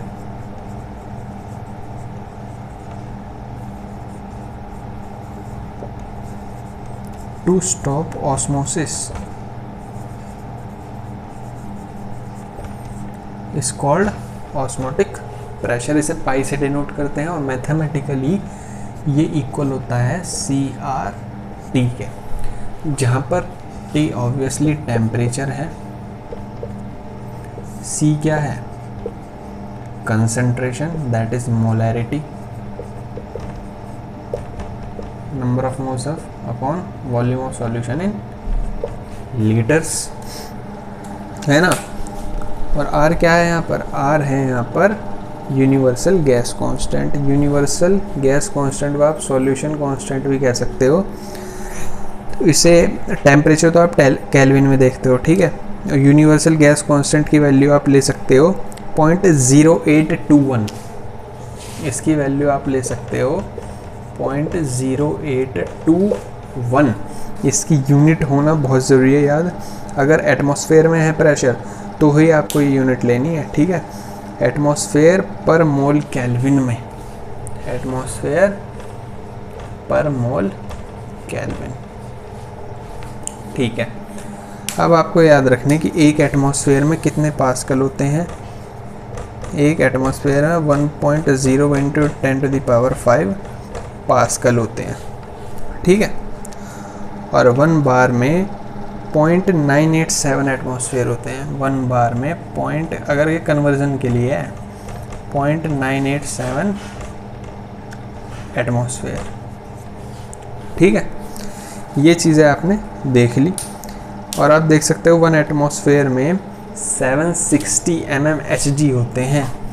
1 atmosphere में 760 mmHg। अगर mmHg में है प्रेशर तो इसे भी आप कन्वर्ट कर सकते हो जी। और आप 760 mmHg जो है ना, इसे 760 टॉर भी लिख सकते हो, ठीक है।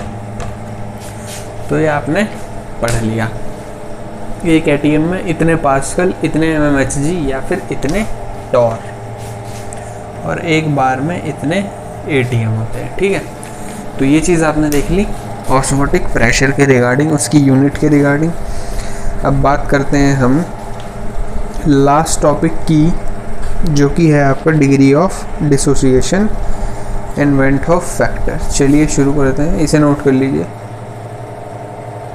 चलिए बात करें वेंट ऑफ फैक्टर की। वेंट ऑफ फैक्टर बेसिकली आपका ये चीज़ बताता है कि किसी भी सॉल्यूशन में, देखो पहले जो हम बात कर रहे थे ना वो आपको समझना पड़ेगा। पहले हम बात कर रहे थे नॉन इलेक्ट्रोलाइट्स की। नॉन इलेक्ट्रोलाइट्स वो जो डिसोसिएट ना करें, ठीक है। अब बाद में हम बात करें अगर इलेक्ट्रोलाइट्स की, तो इलेक्ट्रोलाइट्स के केस में क्या होता है, वो आयंस में डिसोसिएट कर जाते हैं, ठीक है। आयंस में या फिर नंबर ऑफ मोल्स में वो डिसोशिएट कर जाते हैं। तो होता क्या है, जब हम इलेक्ट्रोलाइट लेते हैं तो वो जो डिसोशिएशन होगा वो जितने भी आयंस में होगा या फिर मोल्स में होगा, तो वो चीज़ जितने आपकी जो ऑब्जर्व्ड कॉलिगेटिव प्रॉपर्टी थी ना वो मैच नहीं करेगी कैलकुलेटेड कॉलिगेटिव प्रॉपर्टी से। मीन्स कुछ चेंज आएगा कॉलिगेटिव प्रॉपर्टी में, ठीक है। चाहे वो एलिवेशन इन बॉइलिंग पॉइंट हो, चाहे डिप्रेशन हो, चाहे रिलेटिव लोबरिंग हो, चाहे ऑस्मोटिक प्रेशर हो, तो उनके फॉर्मूलेज में भी चेंज आएगा, ठीक है। और वो चीज़ कि कितने गुना पार्टिकल्स बढ़ रहे हैं या घट रहे हैं, ये चीज़ आपकी कहलाती है वेंट ऑफ फैक्टर। वो फैक्टर जो बताता है कि पार्टिकल्स इतने टाइम्स बढ़े या इतने टाइम्स कम हुए। तो वेंट ऑफ फैक्टर को आप डिस्क्राइब करते हो more correctly by the formula total number of moles of solute after dissociation या एसोसिएशन। भाई पार्टिकल्स ज़रूरी नहीं डिसोसिएट हो, वो एसोसिएट भी हो सकते हैं, डाइमर फॉर्म कर सकते हैं, ट्राइमर फॉर्म कर सकते हैं। बात करें total number of moles of solute after dissociation या association divided by total number of moles या सॉल्यूट बिफोर डिसोसिएशन या एसोसिएशन, तो हमें पता लग जाएगा कितने गुना पार्टिकल्स बढ़े या फिर कम हुए, ठीक है। इसके बाद बात करें डिसोसिएशन की। डिसोसिएशन मान लो सपोज कीजिए, अगर हम पहली चीज़ बात करें डिसोसिएशन की, तो डिसोसिएशन में क्या होता है, मान लीजिए NaCl है। अब NaCl डिसोसिएट कर गया Na positive and Cl negative में, ठीक है।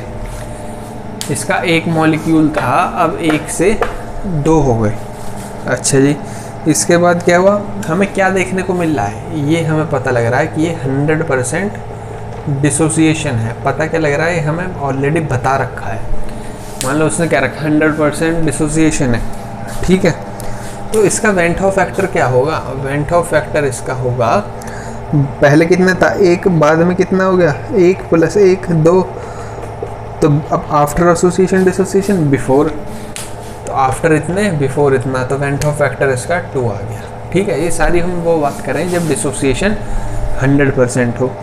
अगली बात करें आप किसकी, MgCl2 की। MgCl2 की अगर आप देखो कहानी, इसे डिसोसिएट करके देखो तो ये Mg2 प्लस 2Cl माइनस में डिसोसिएट हो जाएगा। पहले कितना था 1, बाद में कितने हो गए, तो 3/1, that is when two factor इसका कितना आ गया, 3 आ गया। ठीक है, तो इस तरीके से आपने वेन टू फैक्टर देख लिया। अब किस चीज़ की बात करोगे आप, Al2SO4 होल थ्राइस देख सकते हो आप। ये सारे के सारे केस 100%, कहीं से नोट कर लीजिए फटाफट 2 सेकंड में, 1 2 पॉज कर लो। ठीक है, डिसोसिएशन के केस देख रहे हो आप सारे,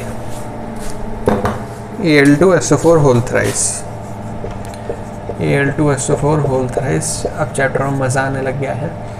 ठीक है, Al+3 प्लस 2Al+3 होगा और 3SO4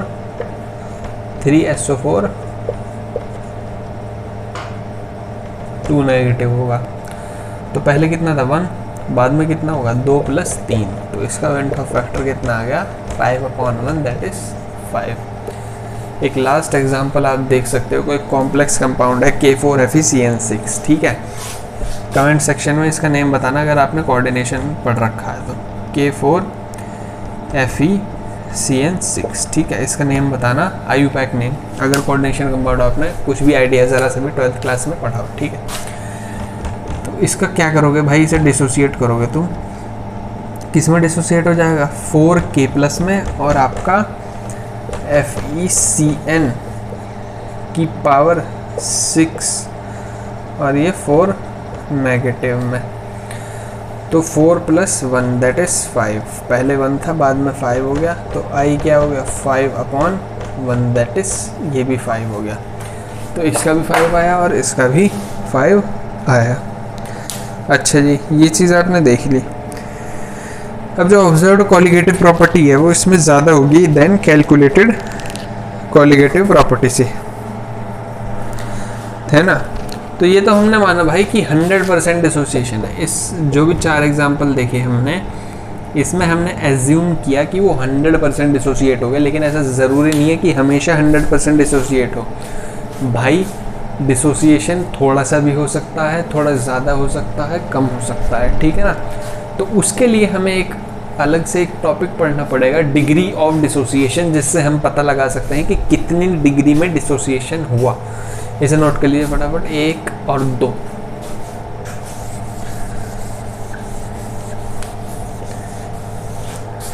डिसोसिएशन के अंदर एक सब टॉपिक है degree of dissociation. Degree of dissociation इसके अंदर ही एक सब टॉपिक के रूप में निकल के आता है। डिग्री ऑफ डिसोसिएशन का मतलब है कि एक मोल में से कितना डिसोसिएट हुआ, एक मोल में से। ठीक है ना, सपोज करो NaCl ही आप देखो, अगर एग्जांपल लें अगर NaCl का,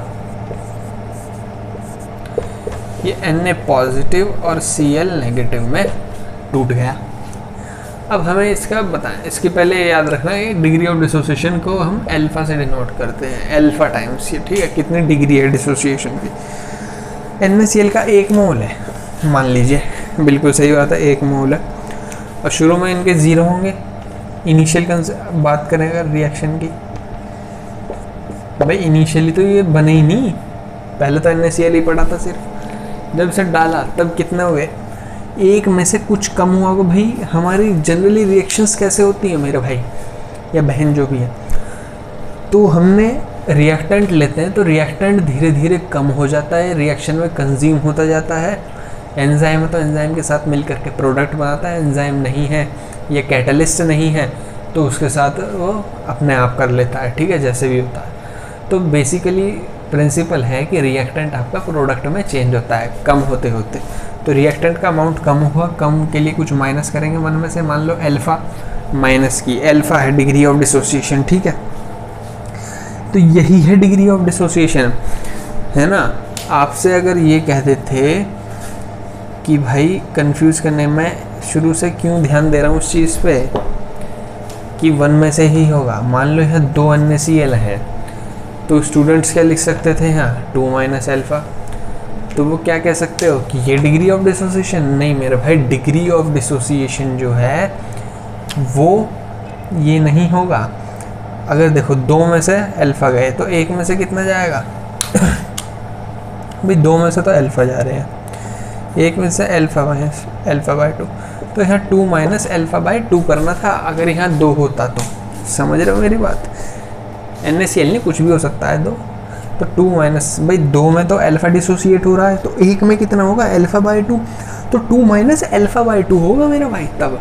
समझ रहे हो? तो ये चीज़ ध्यान रखने वाली थी इसमें। डिग्री ऑफ डिसोसिएशन की डेफिनेशन यही है कि 1 मोल में से कितना यहाँ तो ऑलरेडी 1 दे रखा है, इसलिए कोई कन्फ्यूजन नहीं है। समझ रहे हो ना?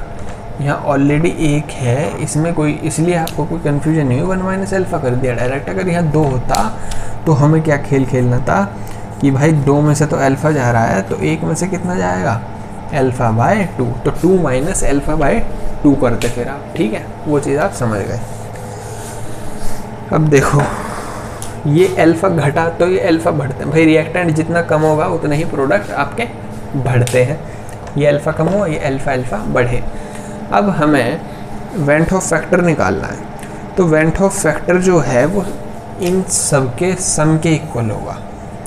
तो I is equal to 1 minus alpha plus alpha plus alpha. ठीक है मेरे भाई, तो माइनस अल्फ़ा से प्लस अल्फ़ा गया, तो I इक्वल टू आ गया 1 प्लस अल्फ़ा। ये चीज़ आपकी आ गई सामने निकल करके, बिल्कुल सही बात आ गई। अब भाई ये चीज़ आ गई, तो अब क्या बचा आपका? अब आपको क्या निकालना है? अगर आपसे कह दिया, मान लो सपोज करें कि 100% डिसोसिएशन है,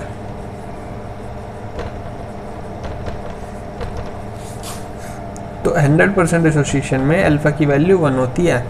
यहाँ अल्फ़ा की वैल्यू रखो, अल्फ़ा की वैल्यू 1 रख दोगे तो I कितना आ जाएगा? 1 + 1 2 आ जाएगा।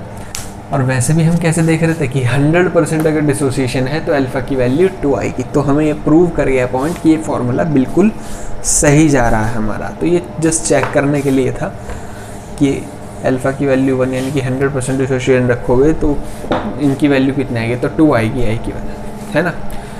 तो जब भी क्वेश्चन में दे रखा हो NaCl की ये रिएक्शन, तो I की वैल्यू ये होगी। अब और देखते हैं कि और रिएक्शन दे दी तो किस तरीके से I की वैल्यू निकालेंगे। ठीक है, अगला एग्जांपल वही MgCl2 का लेते हैं अपना, फटाफट से करते हैं अब तो काम।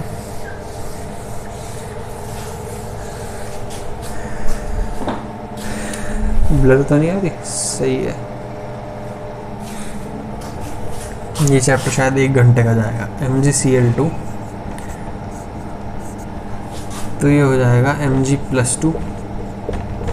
और भाई ज़रूरी नहीं है कि आप एक चैप्टर एक ही बार में कवर कर लो, ठीक है? आप जितना भी टाइम है चैप्टर का उसे 2 पार्ट्स में कवर करो, ठीक है? एक सुबह पढ़ लिया, एक शाम पढ़ लिया, या एक दिन पढ़ लिया, एक अगले दिन पढ़ लिया, ठीक है? 2 दिन में भी अगर आप आज से लेके एक चैप्टर कंप्लीट कर रहे हो 2 दिन में, तो भाई आपके जल्दी हो जाएगा भाई सिलेबस। 2 महीने में आप सिलेबस कवर कर लोगे, ठीक है? तो कोई भागा दौड़े नहीं करनी, आराम से पहले चीज़ समझनी है, कॉन्सेप्ट समझ आना ज़रूरी है। ये भागा दौड़े में जो पड़ गया ना वो एंड तक ऐसे ही भागता रहेगा, ठीक है? तो कॉन्सेप्ट समझ लो पहले, इजीली आसानी से समझ लीजिए, फिर क्वेश्चन अटैम्प्ट करिए हैंड टू हैंड, फिर प्रॉब्लम्स जो आई हैं क्वेश्चन में वो फिर एक साथ करिए, उन्हें एक अलग नोटबुक में नोट करिए जो भी क्वेश्चन मिस्टेक हो रही है आपसे। और वो नोटबुक तो अलग ही बनानी पड़ेगी जो आपसे मिस्टेक भी हो रही है और जिस चीज़ पे क्वेश्चन पूछे जा रहे हैं उनकी नोटबुक तो बिल्कुल अलग बननी चाहिए, जो मिस्टेक भी कर रहे हो और जिस पे क्वेश्चन आ रहे हैं बार बार। तो ये MgCl2 और 2Cl नेगेटिव में टूट गया, तो मान लो 1 था, ये 0 था इनिशियली, तो ये भी 0 था, ये 1 में से अल्फ़ा गया, ये कितना था? अल्फ़ा हो गया, और यहाँ 2 है तो यहाँ 2 अल्फ़ा लिखना बनता है ज़रूरी। समझ गए? जोड़ दो इन्हें, I क्या हो जाएगा? 1 minus alpha plus alpha plus 2 alpha, तो माइनस अल्फ़ा से प्लस अल्फ़ा गया तो 1 प्लस 2 अल्फ़ा। और अगर फिर से चेक करना हो कि अल्फ़ा अगर 1 रखें यानी कि 100% डिसोसिएशन अगर हम देखनी है अल्फ़ा की वैल्यू 1, 1 इंटू 2 2, 2 + 1 3, आई की वैल्यू 3। जनरली भी हम देख रहे थे तो इस रिएक्शन में आई की वैल्यू 3 आ रही थी 100% डिसोसिएशन में, तो इसका मतलब ये फॉर्मूला हमारा सही है आई निकालने के लिए। ठीक है, अब बात करते हैं हम, मैं अब टाइम वेस्ट नहीं करूँगा, नोट कर लिया, कर लिया। Al2SO4 होल थ्राइस का, Al2SO4 होल थ्राइस का एंड K4FeCN6, इसका आप खुद निकालिए आई की वैल्यू और कमेंट सेक्शन में बताएं, वरना मुझे डीएम करें learning_hub 599 पर। मैं भी देखना चाहूँगा कि आप ये चीज़ सीख चुके हैं या नहीं। इन दोनों की आई की वैल्यू मुझे बताएं उसी तरीके से जैसे हमने ALC उसकी AL कौन सी बात की थी हमने, NaCl एंड MgCl2 की। ठीक है, उस तरीके से इन दोनों की वैल्यू मुझे बताएं। अच्छा, इसके बाद एसोसिएशन देखते हैं हम। एसोसिएशन में क्या होता है भाई, एसोसिएशन में रिएक्टेंट कंबाइंड होकर के डाइमर बना सकता है, ट्राइमर बना सकता है, कुछ भी बना सकता है।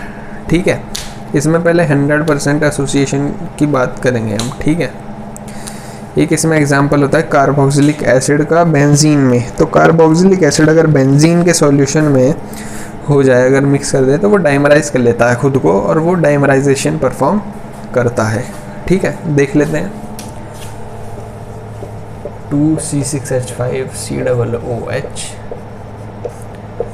ये 100% एसोसिएशन अगर हम देखें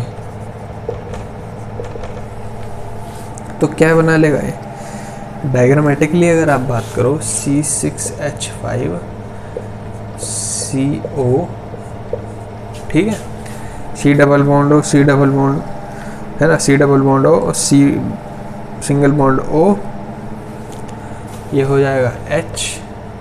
और ऐसे ही इस साइड आप कर लीजिए C6H5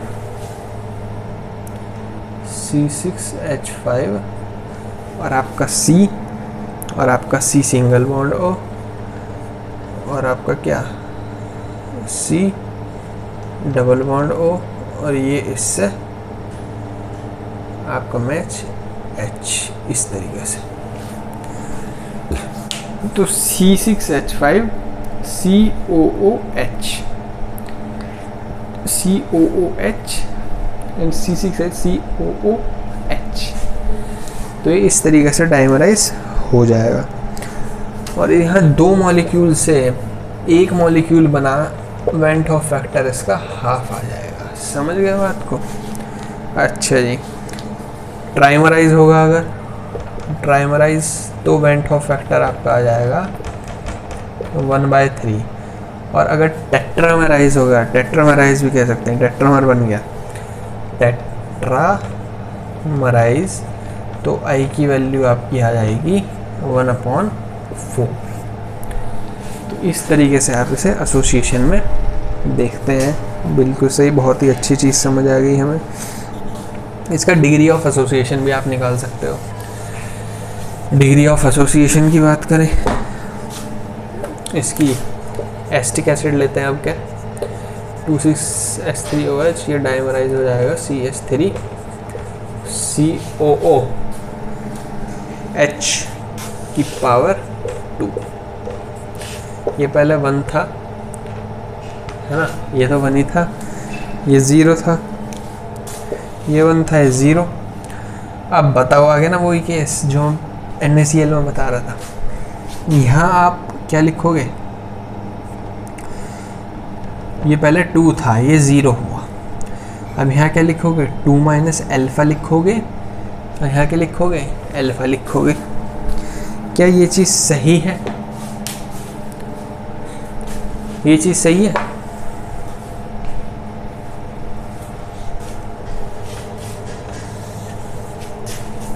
बिल्कुल भी सही नहीं है, क्योंकि जब भैया डिग्री ऑफ डिसोसिएशन आप 1 में से कह रहे हो, तो डिग्री ऑफ एसोसिएशन भी तो 1 में से ही बात करोगे। तो ये इनिशियली इसे मान, भाई 2 में तो 2 में से तो मान लो अल्फा डिसोसिएट हो रहा है, और 1 में से कितना होगा अल्फा बाय 2। यहाँ कितना आ जाएगा भैया, इनिशियली कितना था, देखो दोबारा से देखो आराम से, इनिशियली 1 था, ये 0, ठीक है, हम तो 1 ही मान रहे हैं, ठीक है। 1 हमने क्यों माना, अगर हम यहाँ पर 2 मानते तो यहाँ पर 0 और यहाँ 2 माइनस अल्फा, और ये वैसे तो चीज़ सही है, वैसे अगर हम देखें तो चीज़ सही है बिल्कुल, लेकिन डिग्री ऑफ एसोसिएशन निकालना है हमें, उसकी वजह से हमें 1 में से माइनस करना पड़ेगा, क्योंकि मेरे भाई डेफिनेशन ही यही कहती है कुछ इस कदर कि भाई डिग्री जो आप बात करते हो ना एसोसिएशन और डिसोसिएशन की, वो 1 में से ही माइनस करना पड़ता है आपको। अब वो आपको कुछ मैथमेटिक्स इस तरीके से दिखानी पड़ेगी कि 1 में से कितना माइनस करना है, वो आपको दिमाग लगाना पड़ेगा। अब मान लो आप चाहते हो 2 में से अल्फ़ा डिसोसिएट हो रहा है, तो 1 में से कितना हो जाएगा, बेसिक मैथमेटिक्स है, ये चीज़ नीचे आ जाएगी इसके, 1 में से हो जाएगा अल्फ़ा अपॉन 2। तो यहाँ इनिशियली 1 था मानते, यहाँ 0 था, तो 1 में से अल्फ़ा बाय 2 डिसोसिएट होगा, तो यहाँ भी अल्फ़ा बाय 2 आएगा प्रोडक्ट में, ठीक है। इसका अगर आई निकालोगे तो 1 minus alpha bye 2 plus alpha bye 2 minus alpha bye 2, ये गया, आई की वैल्यू आ गई 1 आपकी।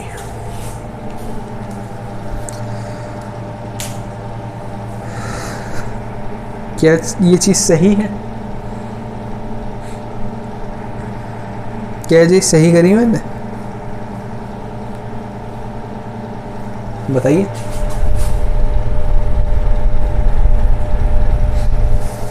क्या ये चीज़ सही करी है?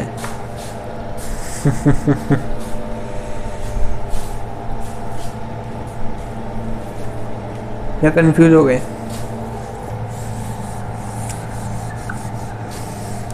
एक फाइनल बार और भाई, जो चीज़ थोड़ी टफ लगे, टफ वैसे है नहीं, बट आपको मुझे लग रहा है कि ये टफ लग रही होगी, तो इसलिए एक बार फाइनली और करते हैं इसे। गलती कहाँ करोगे आप, यहाँ 2 में से अल्फ़ा नहीं मानना, यहाँ मानना है 2 में से 2 अल्फ़ा, क्योंकि यहाँ 2 है, तो 2 माइनस 2 अल्फ़ा, और यह कितना था 0। इनिशियली 1 0, नहीं इनिशियली 2 0, ठीक है। इस पे यार बहुत ही ज़्यादा वो कर दिया इसने, तो परेशान। तो लंबी सांस लो और आखिरी बार इसे समझो बड़े ध्यान से।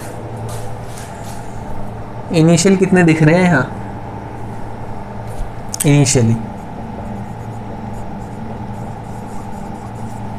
2 दिख रहे हैं, उतार दिया। यहाँ इनिशियल कितने दिख रहे हैं, 0, भाई इनिशियल तो 0 ही होगा, प्रोडक्ट तो रिएक्शन स्टार्ट ही नहीं हुई, ठीक है। अब बात करें at some time in the reaction चल लिया है, उस पर कोई टाइम पकड़ा, उसकी बात। तो 2 में से कितना माइनस करोगे, 2 में से कितना माइनस करोगे भाई, 2 में से 2 अल्फ़ा ही तो माइनस करोगे, समझ आ गई बात। 2 है तो 2 अल्फ़ा ही तो माइनस करोगे, और यहाँ कितना आ जाएगा, 2 अल्फ़ा आ जाएगा। अच्छा जी, ये चीज़ हमने बिल्कुल सही लिखी, लेकिन ये चीज़ क्यों गलत है, क्योंकि डिग्री ऑफ एसोसिएशन निकालना है हमें, और डिग्री ऑफ एसोसिएशन की डेफिनेशन कहती है कि बेटे डिग्री ऑफ डिसोसिएशन होता है कि एक मॉलिक्यूल होकर एक में से कितना डिसोसिएट हुआ या एसोसिएट हुआ। तो हम ये लिखना हमारा सरासर गलत है।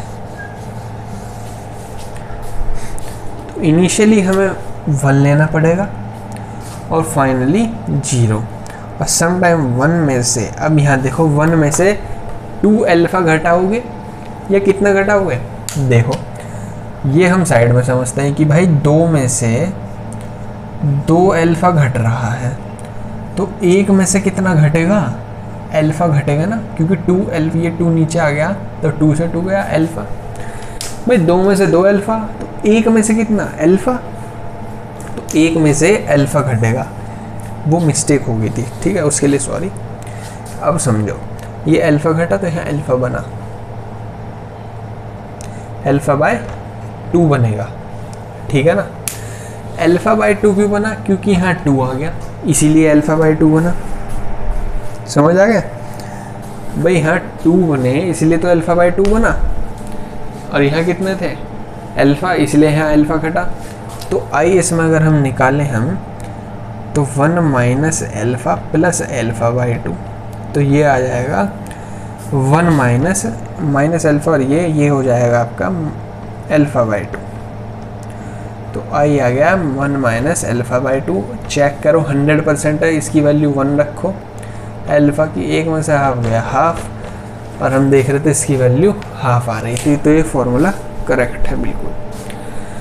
अब भी अगर कोई डाउट है इसमें, यही एक ऐसा केस था जो डाउट क्रिएट कर रहा था, तो सारी पॉसिबिलिटीज़ मैंने आपको बता दी, क्या क्या मिस्टेक्स आप कर सकते हो। इसीलिए इसमें थोड़ा समय लिया मैंने, जानबूझ के इसमें गलतियाँ कराई, उसके लिए सॉरी।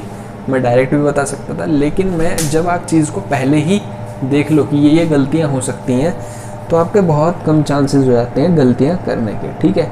ये चैप्टर बहुत लंबा जा रहा है, ठीक है, तो चलिए आगे देखते हैं। अब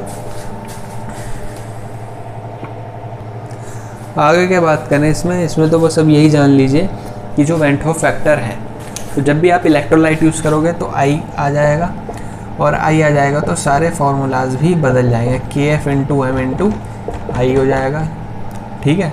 डेल्टा टी वी हो जाएगा K B into M into I, है ना। Relative lowering of vapour pressure क्या आ जाएगा, x B is equal to P naught A upon P A minus P naught A. वो मिस्टेक हो गई, वो जो एक्स बी का फॉर्मूला होगा मोल फ्रैक्शन का relative lowering of vapour pressure में, वो होगा P naught A minus P A upon P naught ए, ठीक है, इनटू मल्टीप्लाई बाय आई हो जाएगा, और ये किसके इक्वल था, मोल फ्रैक्शन के इक्वल था, ठीक है। तो ये चीज़ आपको याद रखनी है। और क्या आपको याद रखना है, और आपको याद रखना है ऑस्मोटिक प्रेशर में pi is equal to C R T into I, ठीक है। तो ये चीज़ें आपको याद रखनी है। Delta T F is equal K F M into I, delta T B is equal to K B M into I, delta X B is equal to P A naught minus P A. अच्छा, ये आई इधर नहीं आएगा, ये आई आएगा इधर, ठीक है। मोल फ्रैक्शन के साथ होगी आई की मल्टीप्लाई, तो ये हो जाएगा। इसी में इसको स्पेशल याद रखना, इसमें मिस्टेक्स होती हैं। इसमें अगर दोगे इस टर्म को नीचे रख सकते हो, ये P A minus P A not कर सकते हो, कुछ भी हो सकता है इसमें। तो ये देखने वाली चीज़ें हैं, ये इजी है, ये इजी है, और आपका ये भी इजी है, ठीक है। तो वेंट होफ फैक्टर मल्टीप्लाई कर देते हैं हम जब भी कोई इलेक्ट्रोलाइट की बात हो। नॉन इलेक्ट्रोलाइट है तो सिंपली आई हटा दो सब में से, ठीक है। तो चलिए आज हमने कंप्लीट कर लिया है सॉल्यूशंस भी, और नेक्स्ट हम बात करेंगे मोस्ट प्रोबेबली इलेक्ट्रोकेमिस्ट्री की, और फिज़िकल केमिस्ट्री ही हम एक साथ कर रहे हैं। कुछ स्टूडेंट्स ने मुझे डीएम किया, तो एक साथ ही हम फिज़िकल केमिस्ट्री सारी कंप्लीट करेंगे, ठीक है। तो पढ़ते रहें, अगर कंटेंट अच्छा लग रहा है तो भाई प्लीज़ लाइक शेयर सब्सक्राइब करो, अपने फ्रेंड्स में करो, फ्री ऑफ कॉस्ट है ये सीरीज़ पूरी, मेरी तरफ से पूरा 100% है। बहुत टाइम लगता है वीडियो बनाने में, करीबन 2.5 घंटा होने जा रहा है, 3 घंटे वीडियो बनाए, ठीक है। तो सपोर्ट करते रहें भाई, लाइक सब्सक्राइब और शेयर कर दीजिएगा।